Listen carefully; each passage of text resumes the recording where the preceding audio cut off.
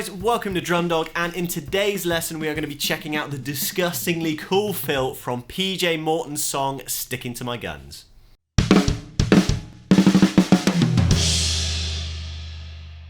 Now if you haven't heard this song before, you can check out my performance video of that song here.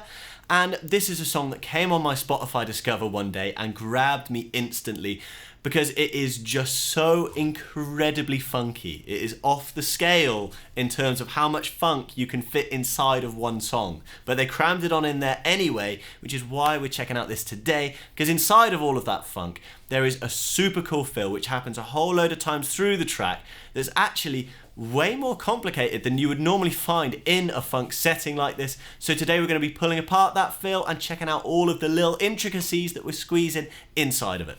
Right, first things first, our fill on the kit sounds a little bit like this.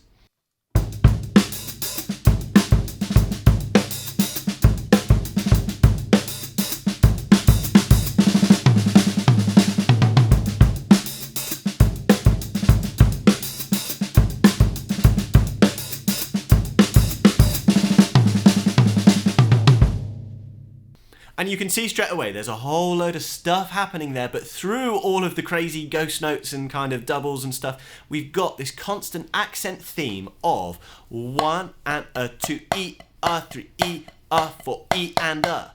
And it's all of those 16th note offbeats between that snare and the rack tom that really keep this fill driving forwards. So that's the first thing really we need to get a grasp with, is with those 16th offbeats in the left hand. So we can look at this as just a flat pattern as a 1 and a 2 E, a 3 E, a 4 E and a. And you can see I'm playing a single stroke roll there. I'm keeping the right hand going, but I'm accenting only the left hand right up until those last three notes for E and a.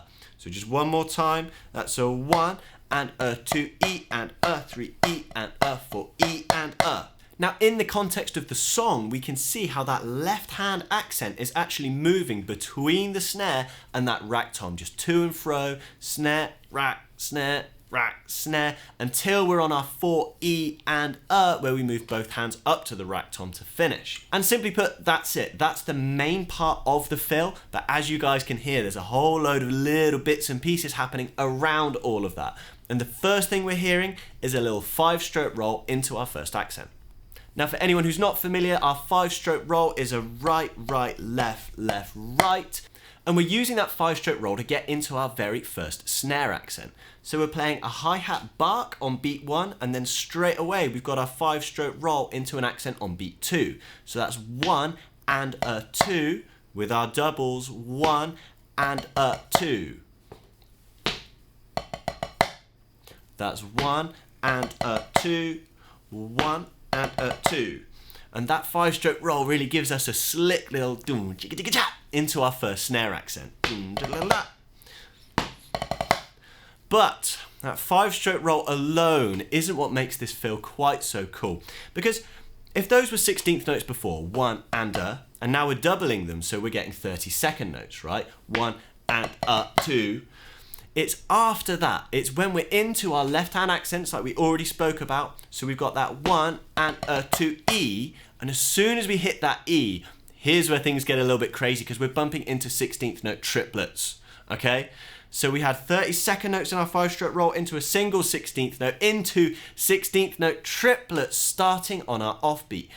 And now those triplets, we already know that our left hand is going to want to just move between our snare and our rack tom. So to make those triplets happen, we're going to be using a double in the right hand to fill in our gaps.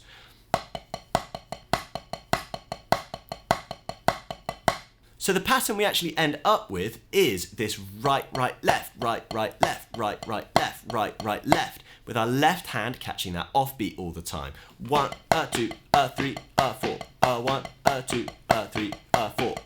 So the real challenge here is where we're having to come out of our 5-stroke roll, 1 and a 2, straight in to our offbeats with triplets in between. So we're looking at 1 and a 2, E triplet, E triplet, E and a, which that's a mouthful alone. But to play it, we've got to have a really solid foundation of our doubles as well as our subdivisions through that. So let's just run that a couple times on the pad. 1, 2, 3, 4. 1, 2, 3, 4. And again, 2, 3, 4. So now we've got that rhythm down with our sticking and our subdivision changes, we're ready to take this to the kit and move that left hand between the snare and the rack tom. Now honestly, if you've made it this far, the actual orchestration of this on the kit is an absolute piece of cake, because the real killer here is just getting that sticking right and making sure those subdivision changes are really nice and snappy, because they are subtle.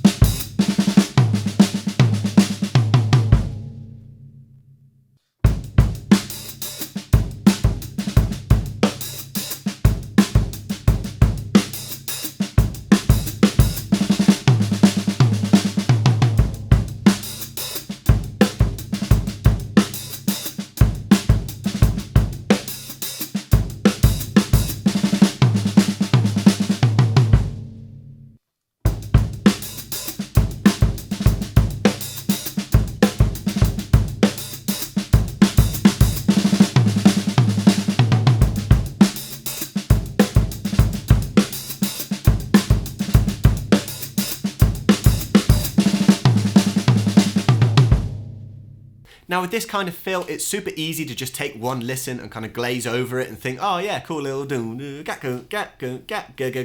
but when you actually listen into the detail of what he's playing, there's so much going on between those notes that actually makes it a lot more challenging than you can first think. I really hope you guys have enjoyed the breakdown of this fill, and I hope you enjoy playing it yourselves. If you guys have got any other grooves or fills in particular you want to see broken down here at Drum Dog, then let us know in the comments. Unless of course they are really ultra hard, then don't. If you enjoyed this lesson, then please don't forget to like and subscribe to the channel, because we hope to see you again soon.